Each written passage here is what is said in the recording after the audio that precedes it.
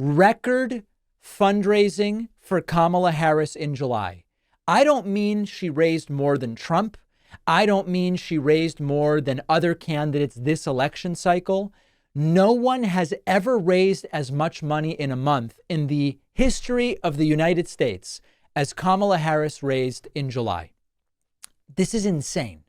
And we care about this not because I celebrate the way that the American political system is built on fundraising and money.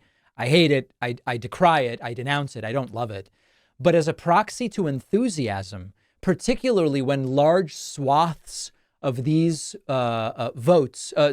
donations are coming from people who had not previously been donating to Joe Biden, that is a very interesting detail. NPR reports Harris announces record-breaking $310 million July fundraising haul. This was driven by a record-breaking $200 million in the first week after she replaced Biden. This is a number of shattered fundraising records, fastest time to raise $1 billion. The week-long outpouring of donations, incredible numbers. And yes, 2/3 of the donations made last month came from first-time donors. Trump's July fundraising numbers are also among the largest he has seen. He survived the assassination attempt, had a criminal case dismissed, etc. $139 million announced by Trump, just under the $141 million that he raised in May. So a couple of different stories here that are important. If you want to consider fundraising a proxy to voter enthusiasm, it's hard to see this and say people aren't excited about Kamala Harris. Now, tomorrow we'll look at polling, and the polling is also telling the very same story. That's number one. Number two, even though Kamala Harris is absolutely crushing Donald Trump when it comes to fundraising, there is a steadiness to Trump's fundraising. $141 million in May, $139 million just now, which we should be thinking ahead if a bunch of these Harris donations are accelerated and pressed together because of the acute excitement over a new candidate with more energy than Joe Biden, etc.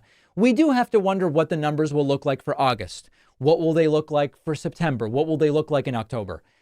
Regardless, even if the numbers slow down for Kamala Harris, even by 50%, she would still be neck and neck with Trump. And those aren't really bad odds. But to the extent that she continues to out-fundraise Donald Trump, it has to be seen as none other than notable material enthusiasm for her candidacy. Let's now go to the sort of next question here, which is, what are the dynamics of the campaign between here and November, and how do they support voter enthusiasm? The early Kamala Harris rallies have gotten much more attention than recent Trump rallies because of the novelty. Will every random Kamala Harris rally continue to get that level of attention from now until November? I don't think so. If indeed there are no debates, and at this point, I believe the debates favor Kamala Harris, Donald Trump probably trying to get out of the debates because he realizes there's really very little upside to him. If we don't have debates, what can Harris and her campaign do to generate enthusiasm and interest? Because everything's interesting for the first 7 to 10 days. But now we're getting beyond that. And so I'm going to be looking very closely not only at polling numbers tomorrow, but at August fundraising numbers and media stories. My question to you, what do you think in terms of how to keep the interest level high among the people that Vice President Harris is trying to reach? Let me know what you think. info@davidpakman.com. The weather is starting to warm up, which I love, but the downside of the warmer weather, as many of the guys know, is the sweating and the sticking that comes with traditional underwear. It's not pleasant.